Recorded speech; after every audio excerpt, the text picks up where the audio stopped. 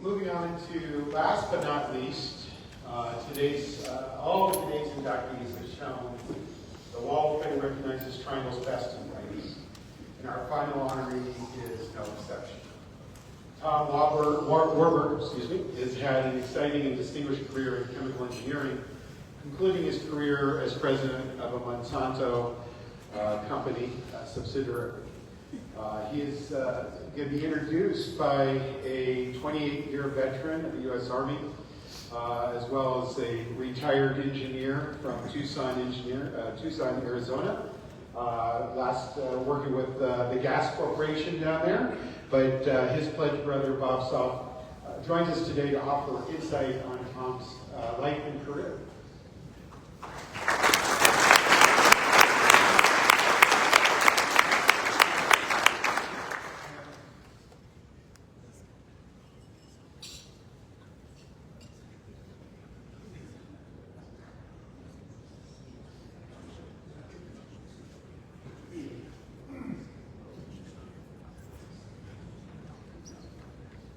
Getting up here at 87 is not a lot of damn fun. Tommy and I are among the oldest young people here today. We act like that. I understand that you know that. And it's been really to our pleasure that you haven't beat us up about it. I think, and I've thought this for a long time, that engineering curriculum ought to be 5 years, not 4. It ought to be 5. You know, we go back a ways, so, and there's some younger people here, Tommy, than you and I. And they may not have that same memory that we do, but we were taking 18 hours a semester. We had very little time for any electives.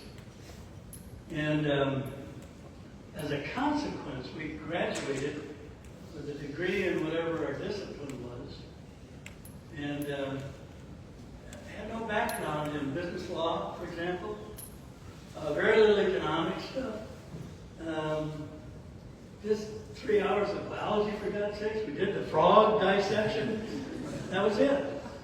No professional writing class was offered, very little vocabulary help, and as you can tell, there was no speech class.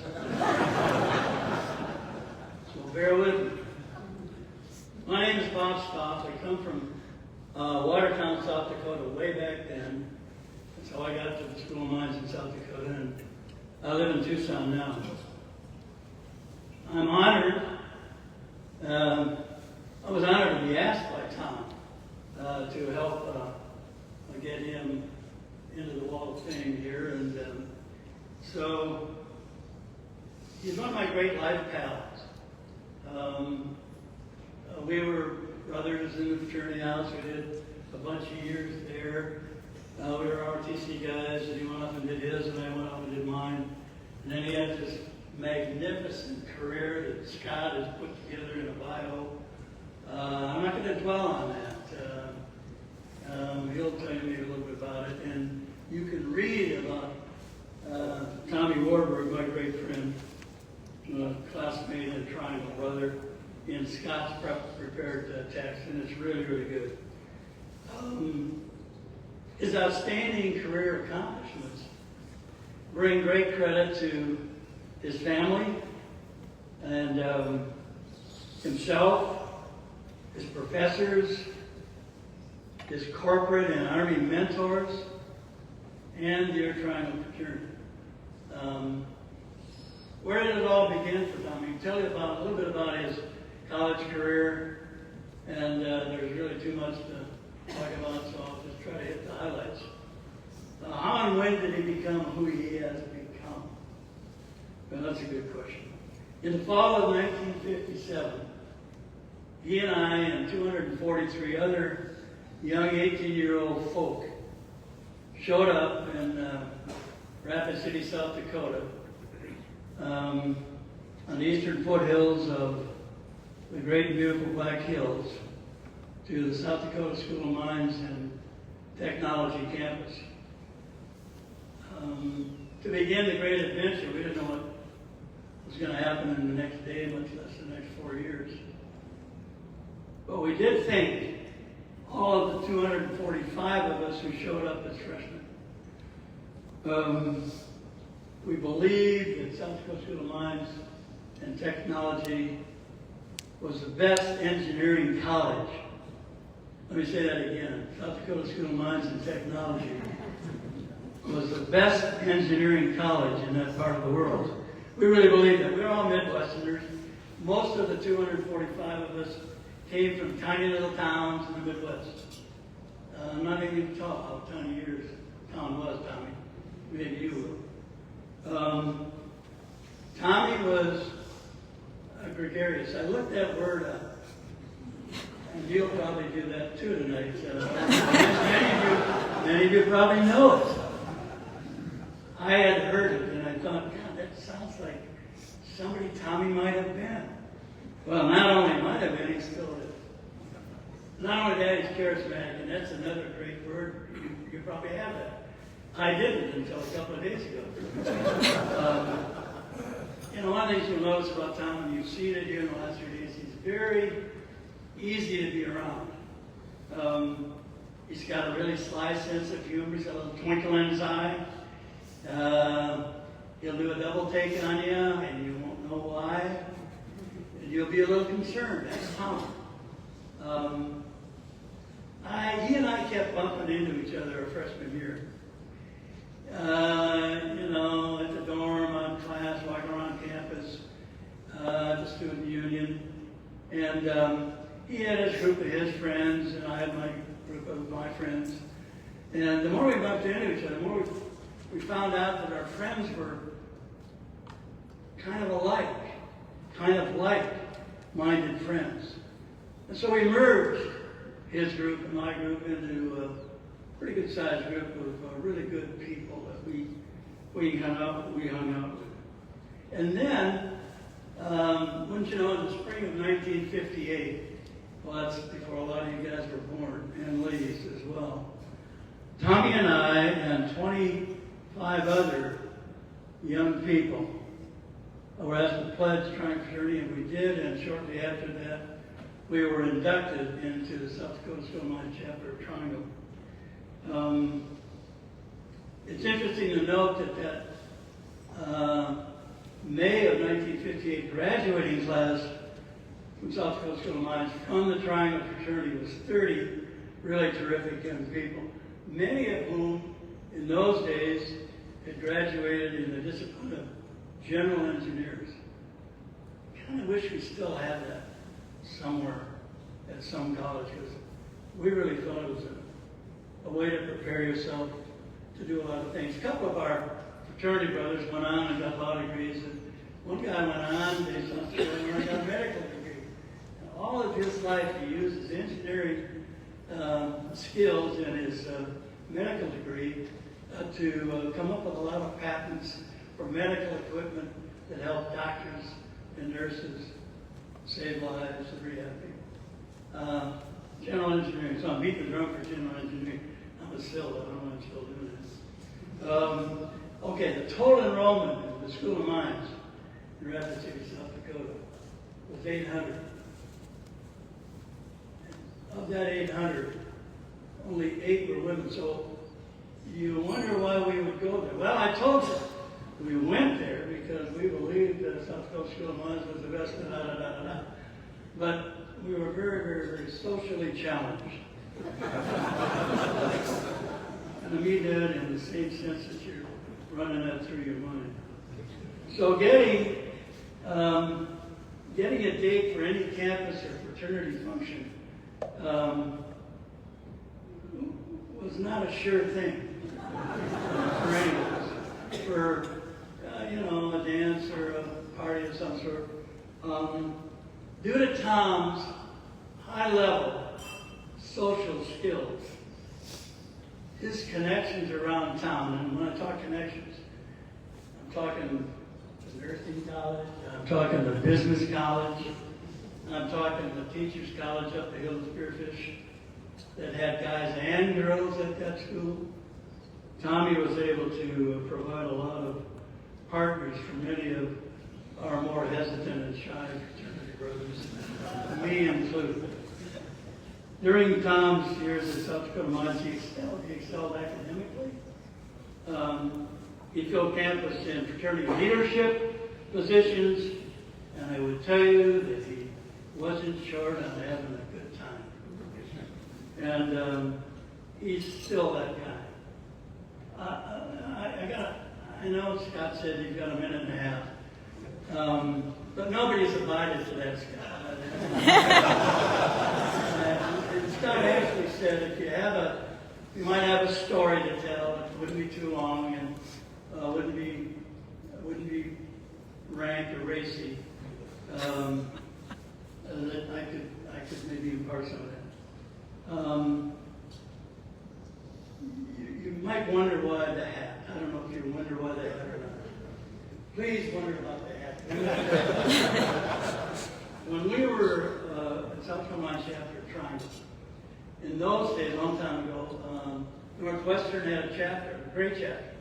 And as you know, Northwestern's in Chicago. So every meeting night at the fraternity, or any other night when we're playing cards, poker, or bridge, or whatever it might be, anybody had any change in their pocket, threw it in a couple of cans, if you passed around, raising money, and the can said this, for the Chicago basketball trip, and which was going to be held in the spring. Every spring, Chicago chapter would host any chapter from our fraternity, Triangle Fraternity, that could come there, field at least a 5-man basketball team, have a chug-a-lug team, and oh, by the way, if you could bring a really attractive gal, we're going to have a queen contest. We never were able to do that. But we did. So the story at South Dakota Mines was most of our fraternity, most of our basketball team at our college were triangles, about 7 or 8 of the 12 or 14. And we took them. The Chicago trip was always after the season was over in the spring. So these guys were in shape, and here we go. And Tommy and I played high school ball about 12 minutes each. And so so we traveled 950 miles. You can check that out. And some of you are doing it right now. We put together 4 or 5 cars, and we pooled all this money, and generally it was $300 or $400. And in those days, gas was 19.5 cents a gallon, so you could go a long way on $300 to $400. And we'd buy food along the way, and so on and so forth. When we got there, I'm getting to the end, man. Tommy would tell the story, but let me give it a shot. We didn't have dates when we got there, and there was going to be a dance and a dinner at the top of the merchandise mart in downtown Chicago. This big building, and we walked down there and we said, oh yeah, that'll hold a lot of hay, wouldn't it? But anyway, what we did for dates, the other thing we did was in Rapid City, in those days, you were wearing London Fog tan trench coats. Anybody remember that? London Fog tan trench coats. Pretty nice looking outfit. Some of us would wear a long tan London Fog or whatever you could get, trench coat, and black cowboy hats. And we had a couple of guys, honest to goodness, that played guitar. And we had a men's chorus on campus called the Singing Engineers, and some of us were that. So we'd go to sorority row at Northwestern, a couple of guys playing guitars. We'd be singing songs on the front lawn, we'd knock on the front door. This time we would tell you, we'd ask if we come in for supper. Sometimes they would invite us in, and as we were having supper, we'd look around. And pretty soon one of us would stand up. Normally it would be Tom. You can imagine this to be true. He would say something like, we've got a dinner, a really good dinner and a dance downtown Chicago at the merchandise mart Saturday night. Who would like to come with some of us? He would get us dates. And we take the L down, or whatever you call that thing that goes wacka, wacka, wacka up above. And so we always won. No, I'm not saying always. I'm bragging. That's bragging. Well, we brag a little bit sometimes. But between the time of 1954, when our basketball team was really good at Mines, and 64 or 5, and we sort of went other ways and left Rapid City. We won that tournament every year. We won the chocolate contest once or twice, but we always came in second or third, if not winning it. We never won the Queen contest. So that's a Chicago trip, and these are not the original hats. Tommy's hat is in a historical museum in Iowa, and I lost mine on a fishing trip. So I floated down some river. So that's a Chicago. I want to mention this. Tommy's had big-time leadership positions all of his life. And we were both ROTC guys because you could make $18.90 a month if you signed up for the third and fourth year of ROTC. So at the end of our junior years, like every ROTC guy does, he goes to a summer camp somewhere. And our summer camp was Corps of Engineers hosted.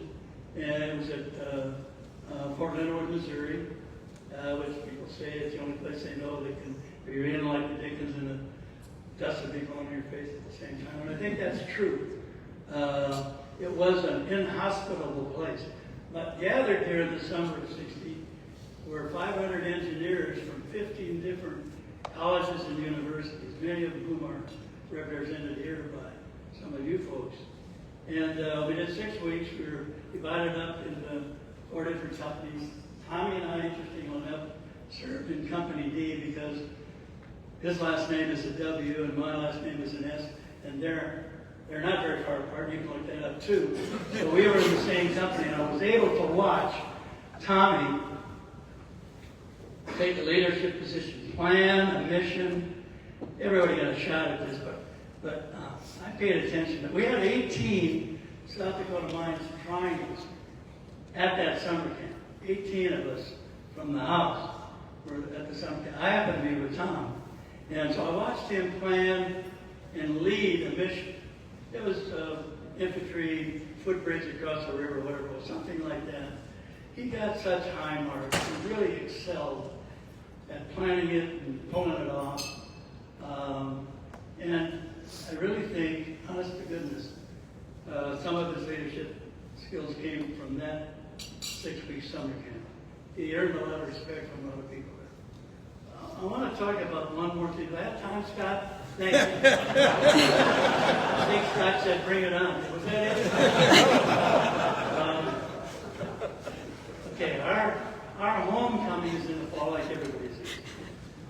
So in that same year of summer of '60, when we did this summer camp deal, in the fall of that, we were going to. Our homecoming is a football game at 2 in the afternoon. The morning of homecoming, we go up on a hill in the Black Hills of South Dakota, really in the city. We call it M Hill. And up on that hill, in concrete has been poured, the initials SDM. So the deal is all of the students hike up that hill. It takes about 25, 30 minutes on a gravel road. You get to the top and there's refreshments. And you have a really, really good view of the city. So that's the basis for the thing I'm going to tell you. So there are 5 of us, Gordolino, Dick Lawrence, and Pete, not Tom and I. We went out to a supper club because we made some money that summer, early in the fall, because there was an advertisement, there was live entertainment of what they called in the old days a Candlelight Club. It's not there anymore. It burned down, thank goodness. But anyway, we're out there, all 5 of us sitting in the booth, and the entertainment were the Edmonds sisters out of San Diego, California, traveling with a great piano player. They sang, lovely singing, 21 and 22, 2 sisters. Their mother chaperone, she sat at a table not too far off the stage, in front of us, over in the corner, watching every move. And at the table with these 5 Triangle brothers, Tommy said something about, those gals are really great. And they were, and we weren't used to pretty. Ponytails and sun tanned, and they wore these cute little pastel outfits, and they sang great. And we weren't used to good entertainment. Anyway, so it was a boon to be there. Anyway, Tommy said to the other 4 Triangle guys, we included, sitting around the table, we got to get those gals up on that hill Saturday morning. What?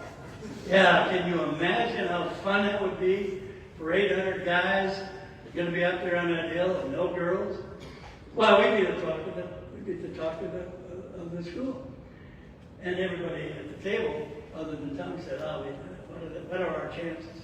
I'll tell you what our chances were. Tommy, we went back the second night. But the first night, during the halftime when they were sitting out between sets, Tommy said, let's go over and talk to Mom.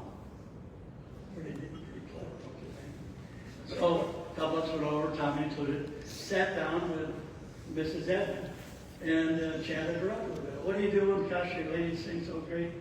She asked us about us. So we told her about us. And we mentioned there's a big deal going on. Isn't it great that you're here in town now? Because we've got this big homecoming deal. And we primed her a little bit. Could we maybe take your daughters up the hill? We went back the second night, and Tommy primed her again. And I'll be darned if on Saturday morning, about 7:30, this thing begins early, and you had to cross Rapid Creek, which in those days where we crossed it, right at the Rapid City Park, it was about 12 inches on pretty small pebbles of really cold water. And so Tommy and his other fraternity brother, who was going to take the other Edmond sisters up the hill, who had agreed to be picked up and go on this big adventure, got the 2 gals on the one bank, grabbed them up here, got them up here, and then he waded in. We can still see this in our mind. Can you see this?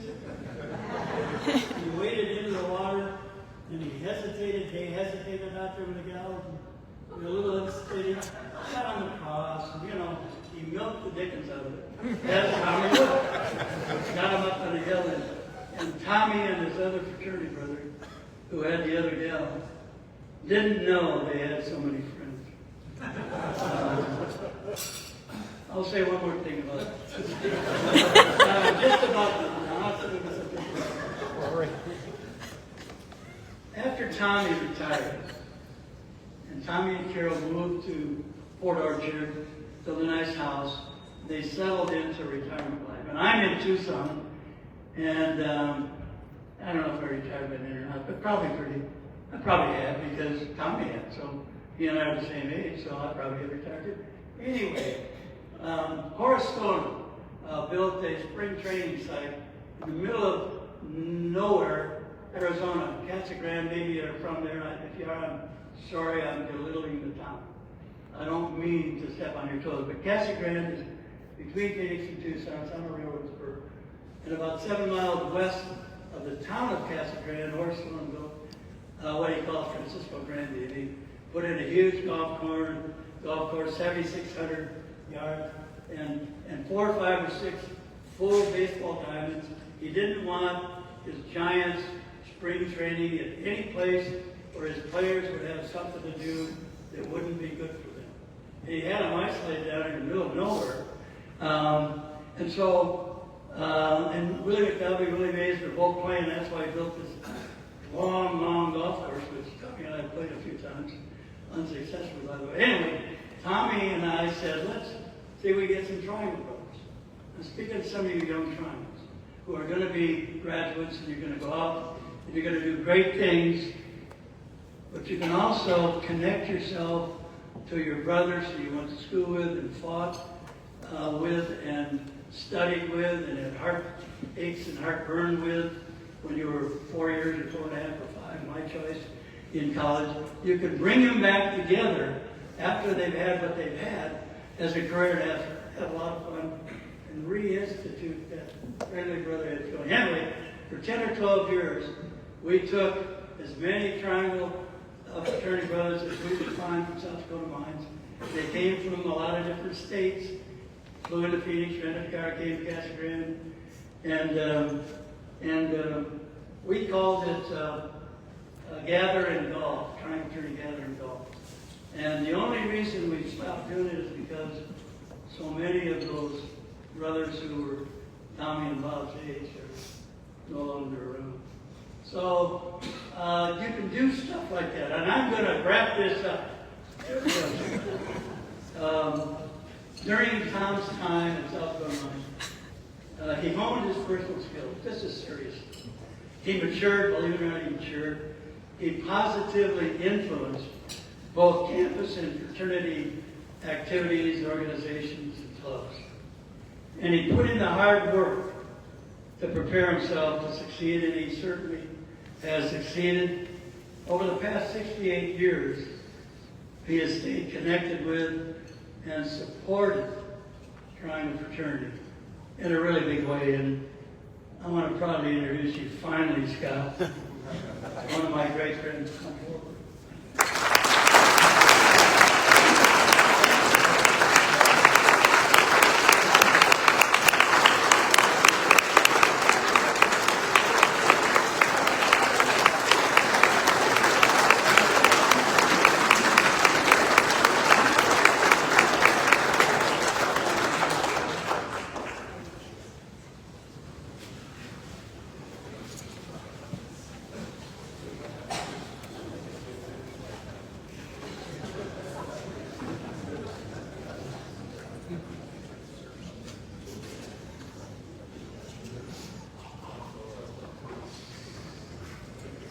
The first thing that I have to say is thank you, thank you, thank you, thank you, thank you, thank you, thank you, oh my God, thank you. And the second thing is, who the hell is Tommy? I remember a little bit of what Bob was talking about. Some of it was embarrassing and some of it was not. But the notes that I prepared to address you on this auspicious occasion are a little different from some of that. I've had an incredible life, and it has been facilitated by the great education I got at the South Dakota School of Mines and by my membership in Triangle Fraternity, and I am eternally grateful for both of those.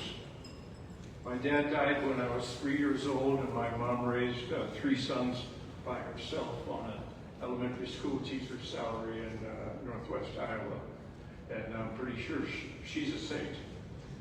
Once I mentioned her, I can mention that when Scott was talking to me about this, I mentioned to him that I wasn't sure that I had a necktie. He told me about the dress code, and I said, well, I've been retired for 31 years, and I've only worn a necktie twice in those 31 years. The first time was when my mother died, and I had to deliver the eulogy for her. And the second time was when Brother Paul Besslever, Triangle Brother Paul Besslever, died, and I got to deliver the eulogy for Paul. So this is the third time I wear a necktie and a shirt with the collar shut, and try and look decent. My son gave me a thing called Storyworthy. Have any of you heard of Storyworthy? Yes? Well, it's a commercial venture by somebody who sends you each week a topic, and you're supposed to write about the topic. And they collect those over the course of a year, and when you get done, you got 52 chapters in your book about things that they have suggested that you write about. I've got a couple examples of that, of what I wrote about that. The first one is, what advice would you give to future generations in your family? You could even say, what advice would you give to the new brothers in Triangle? This will be short. Learn the 10 Commandments. Abide by them. Get a good education. Get a good job. Work hard. Save your money. And retire early. Then travel the world so that you can learn how unbelievably lucky we are to live in the time and the place that we live.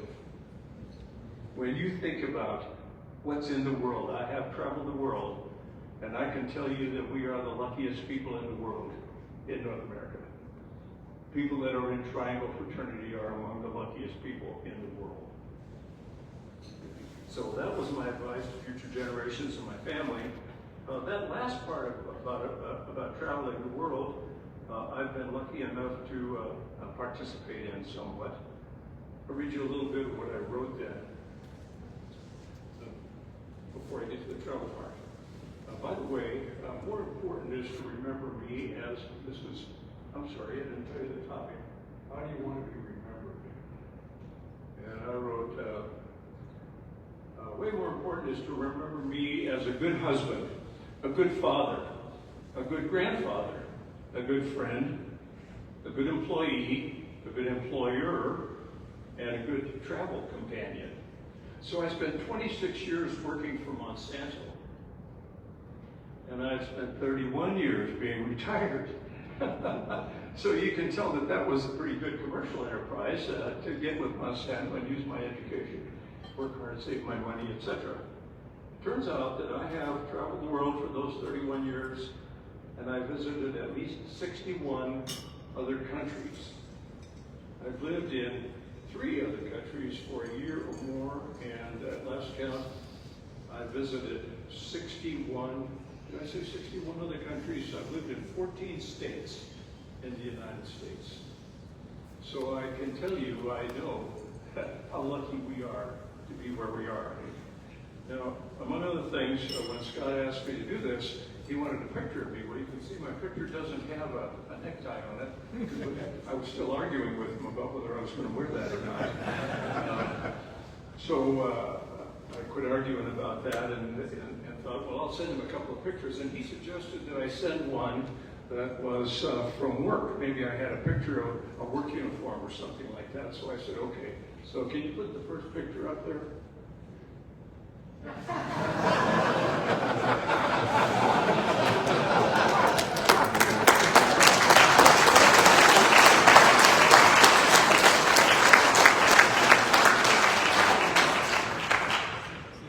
Over there, but it says Tom Warborg, asshole of 1975.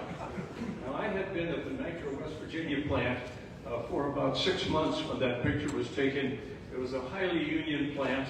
The union's midnight shift job was to figure out who's the worst supervisor or the most difficult supervisor to deal with. And so they hold an election, and Tom Bach was one of the old-time supervisors. He came up to me after he found out I got this award, and he said, "You young whippersnapper," he said, "I get that award, but I ain't never had it for a whole year." Really upset about me getting this award after only 6 months in the plant. And so I moved on step by step from a production supervisor in my Monsanto uniform at Nitro, West by God, Virginia, for 2 years, 3 months, and 11 days. My wife will tell you how long we were there. And then my final uniform at Monsanto was, if you put the next one up,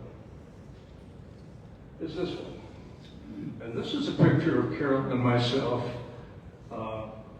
at the New Year's Eve ball of the United States Ambassador in Bangkok, Thailand.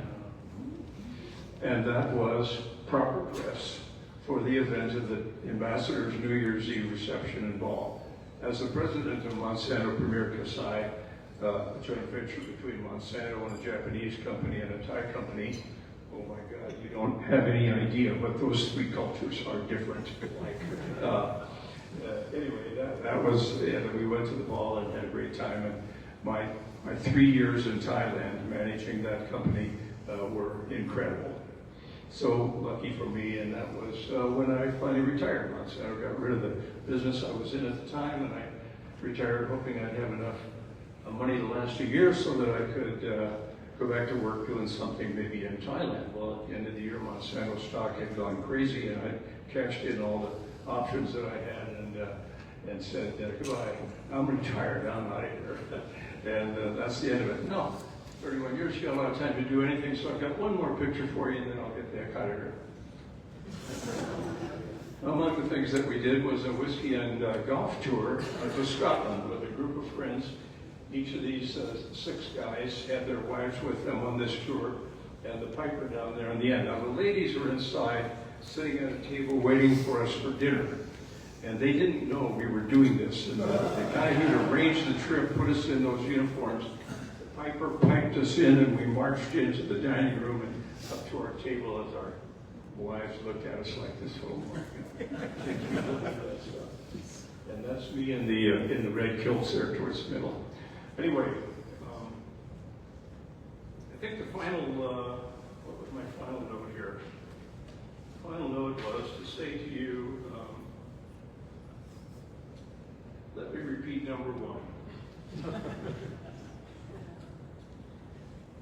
Number 1 says, learn the 10 Commandments and follow them. Get a good job, education, work hard, save your money, and retire early. And travel the world and find out how damn lucky you are to have born here in this country at the time that we have. Thank you very much.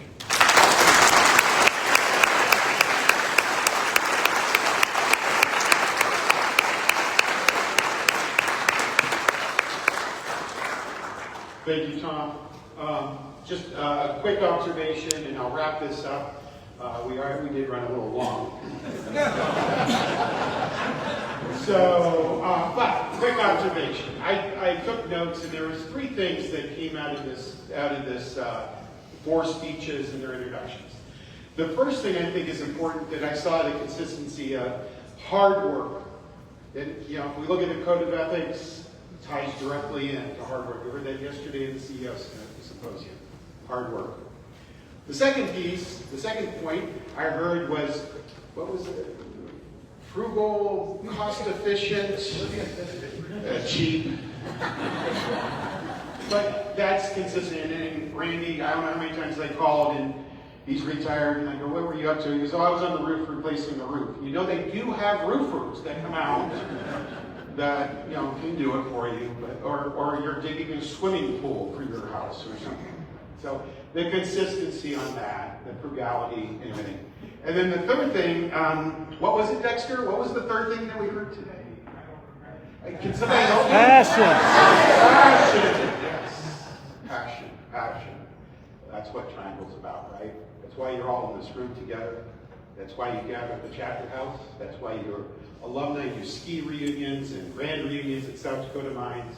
It's passion, and that's what Triangle's about.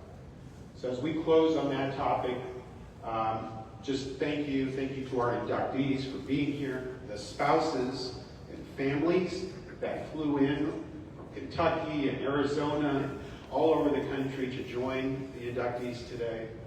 And thank you to our honorees, and congratulations.